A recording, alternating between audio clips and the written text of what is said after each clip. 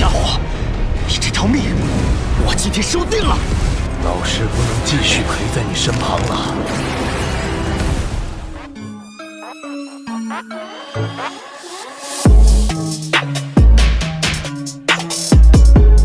Halo para tetua, para pecinta Battle Through the Heavens dimanapun kalian berada. Gimana nih kabar para tetua yang selalu stay dan udah selalu meramaikan kolom komentar? Udah siap lanjut dengan perjalanan dari Mang Oyan? Gak usah pakai lama-lama lagi, kita lanjutkan perjalanannya dan selamat berimajinasi.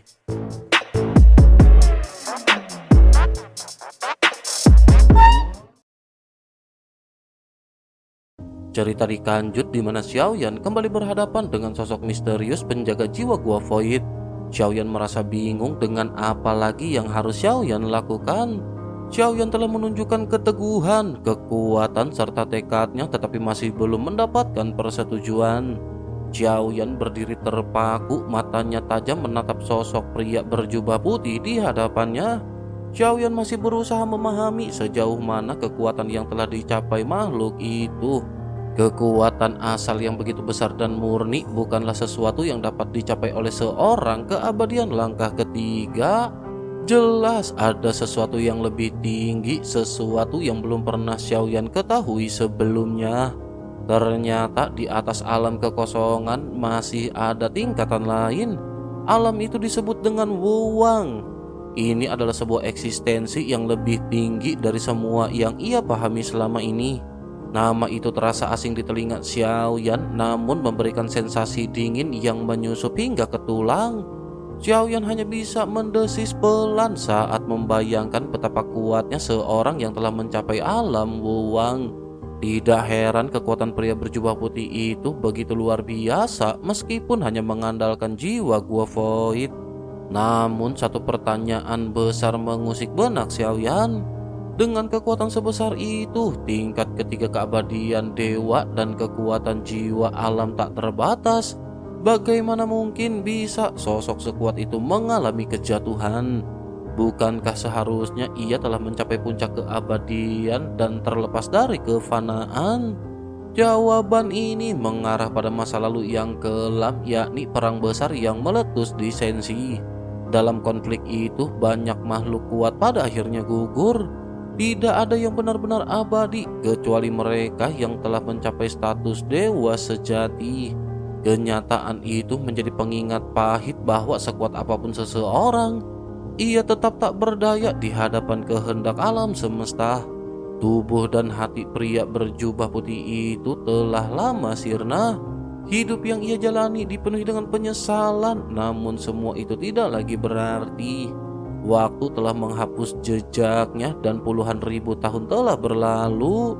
Bahkan penyesalan pun pada saat ini lenyap ditelan waktu.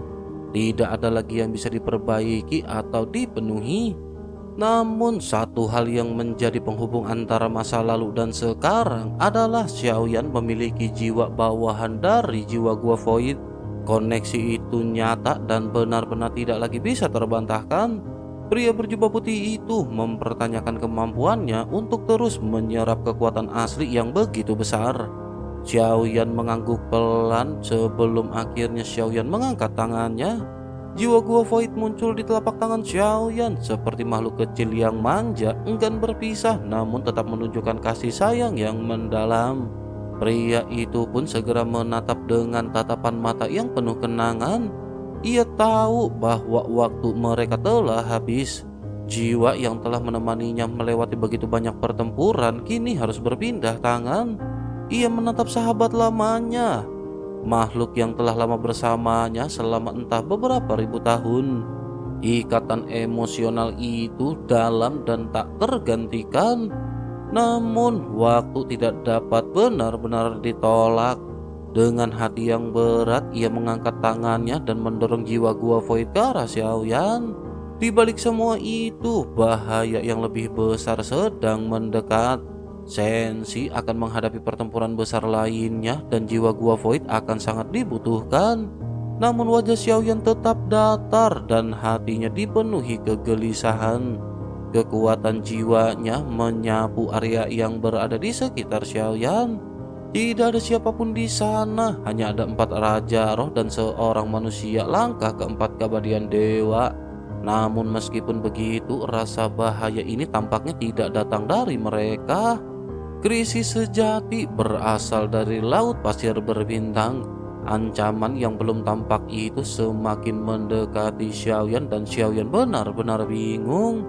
Tanpa membuang waktu, Xiaoyan mengangkat tangannya dan memanggil bendera penekan jiwa. Xiaoyan pada saat ini berharap untuk bisa memanggil kembali Ye Tian. Namun tidak ada respon dari Ye Tian. Bendera itu pun melayang dan seketika mencari sumber asal tempat Ye Tian. Di tengah kesunyian itu, akhirnya suara Ye Tian seketika terdengar. Ia kembali, namun nadanya menunjukkan ketidaksenangan. Xiaoyan tahu bahwa ini bukan waktu untuk penundaan. Sementara itu pria berjubah putih bertanya dalam diam ketika menyadari ketegangan yang ada di udara. Xiaoyan lanjut membalas dengan isyarat bahwa mereka akan segera menghadapi pertempuran. Bersama dengan hal tersebut, kekuatan jiwa pria itu telah terkuras, namun sebelum benar-benar lenyap, ia memutuskan untuk memberikan sisa kekuatannya kepada Xiaoyan. Ini merupakan sebuah warisan terakhir dari sosok tersebut. Dengan gerakan tangan yang pelan namun penuh kekuatan, kehampaan di sekitar mereka mulai retak seperti kaca. Retakan itu kemudian terkumpul di telapak tangannya membentuk pedang panjang berwarna hitam legam. Ini adalah pedang dewa pembelah langit yang merupakan sebuah artefak suci dengan bilah yang terbuat dari kehampaan dan menyimpan kekuatan untuk memotong sebanyak 3 kali. Kekuatan ini merupakan sebuah kekuatan mutlak yang menentang hukum alam. Senjata ini adalah sebuah pedang yang mengandung kekuatan kehampaan itu sendiri. Akhirnya warisan telah berpindah tangan dan perang akan segera dimulai. Xiaoyan mengulurkan tangannya menggenggam ruang hampa. Di sanalah pedang itu tersembunyi, tidak tampak oleh mata biasa, namun kehadirannya masih bisa dirasakan. Tanpa ragu, Xiaoyan lanjut meraih kekuatan yang terpendam di dalamnya. Waktu kian menipis. Dalam keheningan yang menyesakan, Xiaoyan menyerap kekuatan dari jiwa Gua Void ke dalam tubuhnya. Ini adalah sebuah keputusan yang gila, tetapi Xiaoyan tidak memiliki pilihan lain. Dampaknya juga langsung terasa di tubuh Xiaoyan. Ledakan kekuatan jiwa menyambar seperti badai petir mengguncang keberadaannya. Rasa sakit yang mengguncang jiwa bukan hanya fisik, melainkan seperti seluruh luka dan duka selama hidupnya terkoyak sekaligus. Namun dari balik penderitaan itu, kesadaran Xiaoyan seketika meluap. Matanya terbuka lebar dengan cahaya baru dan Xiaoyan tidak lagi terbatas oleh rasa sakit. Justru kini Xiaoyan mampu menyalurkan kekuatan yang baru ditemukan olehnya. Dengan kekuatan jiwa yang dipenuhi oleh energi dari jiwa Gua Void, Xiaoyan mulai menjalankan rencana yang paling nekat di dalam hidupnya. Akhirnya setelah semuanya selesai, Xiaoyan kembali ke ruang sebelumnya dan Xiaoyan melihat 4 sosok yang berdiri bersama dengan 1 sosok manusia kuat di langkah keempat keabadian dewa. Xiaoyan membidik mereka semua sekaligus. Xiaoyan berniat mengambil alih tubuh kelimanya dalam satu waktu. Di bawah kondisi normal, hal itu sepenuhnya tampak mustahil. Namun kekuatan jiwa Gua Void yang kini dimiliki Xiaoyan membuat segalanya menjadi mungkin. Kekuatan jiwa yang tak berujung menyelimuti mereka seperti gelombang badai yang tak tertahankan. Di antara Raja Roh itu, Fu Xing berdiri sebagai yang terkuat di tingkat ketiga dengan 3 sumber. 3 orang lainnya berada setingkat lebih rendah jika dibandingkan dengan Fu Xing. Kesempatan untuk menguasai mereka sangatlah kecil, namun kekuatan yang mengalir di dalam tubuh Xiaoyan mulai mengguncang dunia di sekitarnya. Ekspresi kelima orang itu pun berubah drastis dan orang yang merupakan langkah keempat keabadian dewa bahkan mencoba untuk melarikan diri. Tetapi meskipun begitu, pergerakannya tidak cukup cepat. Teratai api milik Xiaoyan telah menunggu dan 32 kelopak dari teratai api putih meluncur keluar dan meledak di depan sasarannya.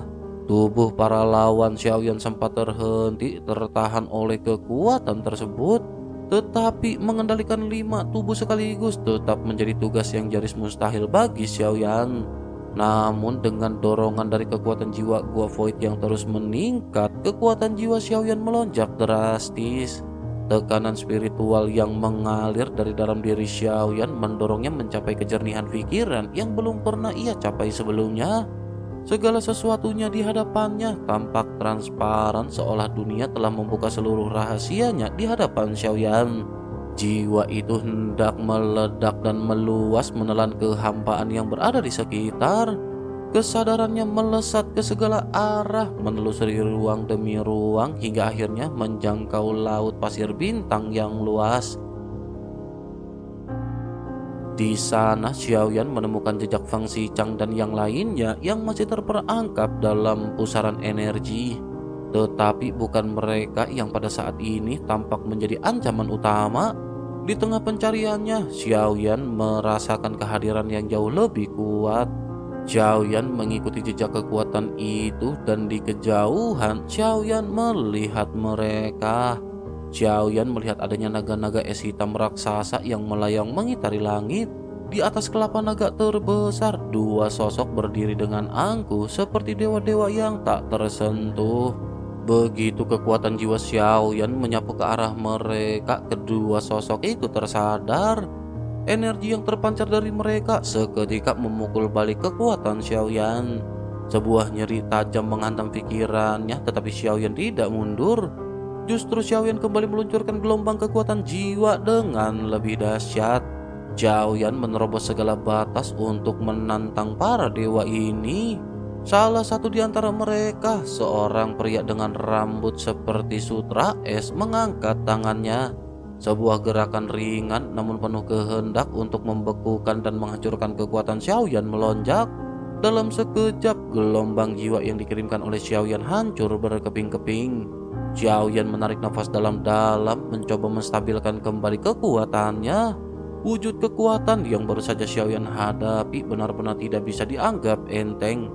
Xiaoyan menyadari bahwa kedua sosok tersebut adalah 2 keabadian dewa langkah kelima. Kekuatan mereka setara dengan Suqian Taiyi. Namun tekanan yang mereka pancarkan terasa jauh lebih mencekam. Selain itu, mereka juga bukanlah satu-satunya ancaman bagi Xiaoyan. Kekuatan spiritual Xiaoyan kembali menyebar ke lautan pasir bintang. Di balik pusaran energi, Xiaoyan menemukan aura lain yang bahkan lebih menyeramkan. Sosok itu memiliki rambut putih panjang, menjuntai seperti tanaman merambat yang mokat. Di pinggirannya melilit rantai berduri dihiasi mawar merah darah. Setiap langkahnya membuat jamur berwarna cerah tumbuh dari tanah dan kelompok bunga layu berterbangan di sekelilingnya seperti bayangan kematian. 3 sosok benar-benar muncul dan ketiganya berada di langkah kelima. Xiaoyan saat ini benar-benar yakin bahwa mereka juga bukan berasal dari Senshi. Mereka datang dari dunia luar, dari tempat yang jauh lebih gelap dan kuat. Kini mereka telah menginjakan kakinya di wilayah Senshi. Sejak awal tidak pernah ada rasa penindasan atau ancaman dari Suqian Taiyi terhadap Xiaoyan. Hal itu terjadi karena Suqian Taiyi sama sekali tidak memiliki niat membunuh Xiaoyan, bahkan tidak pernah berniat untuk melawan Xiaoyan. Namun ketiga sosok baru yang muncul ini benar-benar berbeda. Meski dipisahkan oleh jarak yang cukup jauh, mereka datang dengan satu tujuan yang amat jelas, yakni menghabisi Xiaoyan. Inilah sebabnya Xiaoyan merasakan krisis yang belum pernah Xiaoyan alami sebelumnya.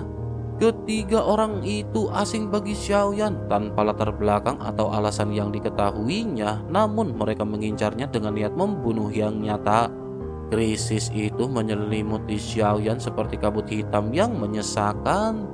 Di dalam kondisi genting ini, jiwa Gua Void pada akhirnya memutuskan untuk melakukan tindakan. Meskipun ia telah memiliki pemilik baru dari jiwa Gua Void, ia memutuskan untuk menghalangi langkah para pembunuh itu. Bukan karena kewajiban, melainkan karena bentuk penghormatan terakhir kepada pemilik sebelumnya. Jiwa Xiaoyan pun melonjak, kekuatan spiritualnya seketika meningkat dengan ganas. Kekuatan jiwanya terus-menerus memurnikan energi obat, mendorong dirinya semakin dekat dengan alam void. Terobosan ini belum tercapai, namun kini jaraknya hanya tinggal setipis benang.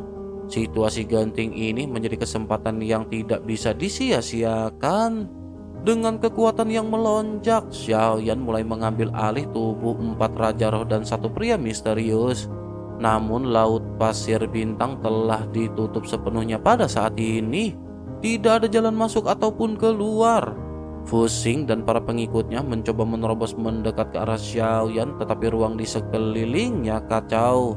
Mereka bisa melihat sosok Xiaoyan dengan jelas, namun tidak bisa menjangkaunya. Seolah-olah ruang itu sendiri menolak keberadaan mereka. Kegagalan itu pun seketika membuat mereka marah, bahkan hampir gila. Mereka meraung frustasi, namun mereka pada saat ini sama sekali tidak berdaya.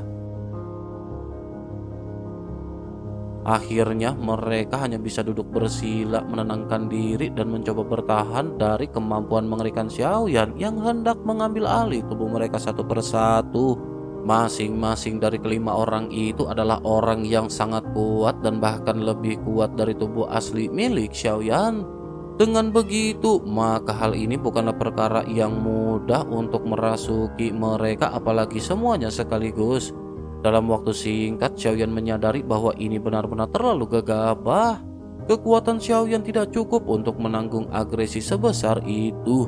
Namun meskipun begitu, Xiaoyan pada saat ini sama sekali tidak menyerah. Dalam satu dorongan pikirannya, ia melepaskan segel atas sosok yang telah lama terkurung di dalam 9 peti mati. Sosok ini adalah Yongdong. Meskipun telah disegel begitu lama, Yongdong tidak menunjukkan dendam atau amarah.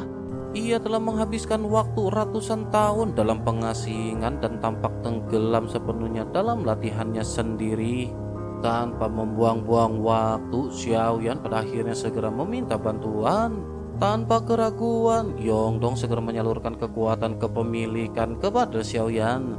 Kekuatan itu menyatu perlahan dan Xiaoyan bisa merasakannya dengan jelas. Beberapa spekulasi dalam benak Xiaoyan mulai terbukti.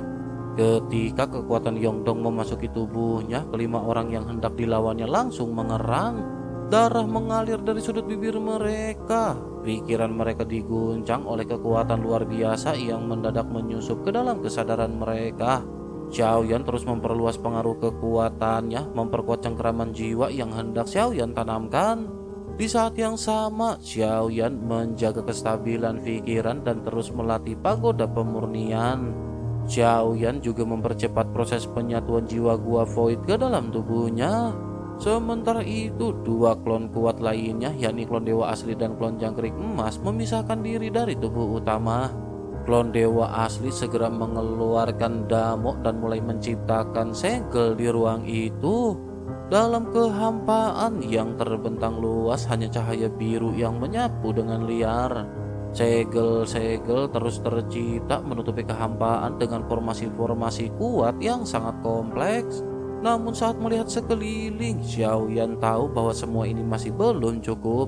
Meskipun seluruh area tampak tertutup oleh segel dan formasi, nalurinya berkata bahwa perlindungan ini belum sepenuhnya memadai. Xiaoyan menggelengkan kelapanya secara perlahan. Usahanya belum selesai dan Xiaoyan harus mendorong segelnya sendiri menjadi semakin kuat. Hari itu Xiaoyan berjuang dengan segenap kekuatan yang Xiaoyan miliki. Sudah lama Xiaoyan tidak merasakan gairah pertempuran sebesar ini. Xiaoyan tidak berniat berhenti sebelum semua taruhan yang telah ia letakkan terbukti layak. Mereka telah memasang jutaan segel, membentuk barikade energi yang begitu padat dan kuat, hingga bahkan seorang keabadian Dewa Langkah ke-6 akan merasa gentar dan ketakutan hanya dengan melihatnya. Goyan yang juga dipanggil pada saat ini segera melesat di kehampaan dan matanya memancarkan cahaya biru yang menembus kehampaan. Ia menciptakan ilusi pegunungan hijau bertingkat-tingkat seolah-olah dunia itu sendiri terlipat dalam dimensi yang tak terlihat. Di tengah ancaman dan tekanan yang begitu besar, Goyan pada saat ini masih tetap berusaha bertahan. Ia tidak pernah gagal dalam situasi genting. Kali ini ia juga berusaha semaksimal mungkin mengatur segel-segel yang ada. Jutaan segel tersebut merupakan serangan balasan pertama yang telah ia siapkan. Kekuatan ini akan mampu mengejutkan bahkan musuh terkuat sekalipun. Goyan tahu bahwa kekuatan sejati hanya dapat diperoleh dengan menghadapi pertempuran yang mustahil untuk dimenangkan. Di dalam kehampaan tampak 3 sosok yang salah satunya adalah Xiaoyan yang duduk bersila. Xiaoyan masih sepenuhnya fokus pada proses penyerapan energi dari jiwa gua void. Di sampingnya berdiri 2 klon, yakni klon dewa asli dan klon jangkrik emas. Kekuatan klon dewa asli belum sepenuhnya dilepaskan oleh Xiaoyan. Ukuran tubuhnya yang mencapai 100.000 kaki belum menjadi batas akhir. Kekuatannya bahkan bisa melebihi itu, dan ini adalah kartu truf kedua yang disiapkan oleh Xiaoyan. Dengan menambahkan klon jangkrik emas yang telah mencapai tingkat ke-6, kekuatan gabungan mereka akan cukup untuk melukai musuh. Meskipun tidak bisa membunuh seorang musuh tingkat ke-5, setidaknya Xiaoyan akan bisa menahan mereka dan menyebabkan luka yang cukup serius. Meskipun Xiaoyan belum pernah benar-benar menghabisi seorang langkah ke-4 dan apalagi melawan langsung prajurit langkah ke-5, Xiaoyan tidak lagi membiarkan rasa takut menguasai hatinya. Langkah ke-4 adalah ranah transenden, sedangkan langkah ke-5 adalah ranah jantung kaisar. Makhluk-makhluk yang bagaikan monster purba dalam 9 alam ini benar-benar begitu menakutkan. Membunuh mereka dapat dikatakan hampir suatu hal yang mustahil. Namun kali ini Xiaoyan telah mengambil keputusan dan Xiaoyan tidak akan melarikan diri. Sebuah batu giok meluncur keluar dari cincin penyimpanan Xiaoyan, dan ini adalah benda legendaris yang dikenal sebagai tubuh tiran langit 10.000 bintang. Batu itu memiliki kemampuan untuk menyerap kerusakan dan mengubahnya menjadi kekuatan serangan balik. Ini mirip dengan teknik lengan peledak dewa milik yang mulia. Namun ini adalah warisan dari klan dewa asli dan lebih sesuai untuk digunakan oleh tubuh dewa sejati. Tak lama kemudian, sebuah tombak yang telah patah melayang keluar dari cincin penyimpanan Xiaoyan. Klon dewa asli mengangkat tangannya, menggenggam senjata itu di telapak tangannya. Meskipun tombak itu telah rusak, ia tetap memancarkan gelombang kekuatan yang luar binasa. Begitu tombak itu dipegang, energi dan darah dalam tubuh klon dewa asli meledak secara dahsyat. Kekuatan itu melebihi batas dewa asli dari alam leluhur dan nyaris mencapai tingkat alam suci. Bukan karena klon tersebut menembus batas kekuatannya, melainkan karena tombak patah itu mentransfer energi yang begitu besar ke dalam tubuhnya. Sayangnya klon itu gagal mencapai alam kuno. Jika saja berhasil dengan tubuh dewa asli yang ia miliki, ia akan mampu menghadapi ketiga prajurit tingkat ke-5 itu dengan lebih percaya diri. Meskipun begitu, kekuatan dari tombak pemecah bintang telah membuka kemungkinan besar baginya. Senjata itu menyimpan kekuatan dari pemilik sebelumnya. Darah dan energi yang tertinggal masih dapat dirasakan, menunjukkan bahwa pemilik lamanya kemungkinan adalah dewa asli tingkat tinggi yang belum diketahui. Xiaoyan menyadari bahwa ia masih memiliki satu senjata lagi. Senjata ini adalah dadu malapetaka. Ini adalah sebuah harta karun yang tidak akan Xiaoyan gunakan kecuali dalam keadaan paling kritis, karena harta karun yang tidak dapat diprediksi dan beresiko tinggi. Sementara itu, klon dewa asli pada saat ini membuka matanya. 2 bintang bersinar di dalam sorot matanya. Salah satu dari bintang itu telah menunjukkan kemampuannya, yakni teknik simbiosis. Ini adalah sebuah teknik yang memungkinkan dirinya membangun koneksi dengan makhluk hidup di sekitarnya dan menyerap darah dan energi mereka sebagai kekuatan tambahan. Namun pada saat ini masih ada 1 bintang lagi yang belum terungkap kemampuannya.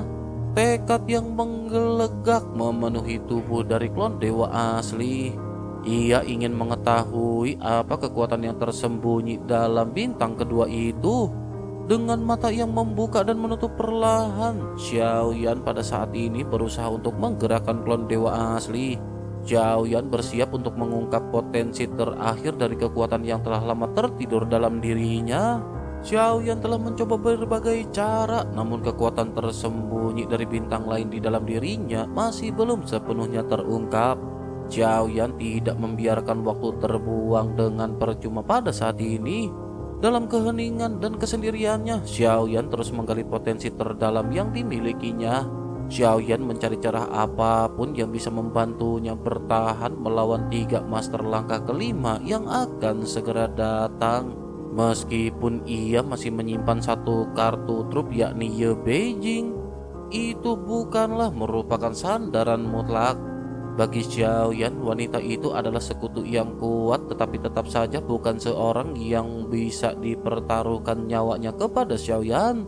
Hidup dan matinya adalah urusannya sendiri, bukan beban yang akan ia serahkan kepada siapapun.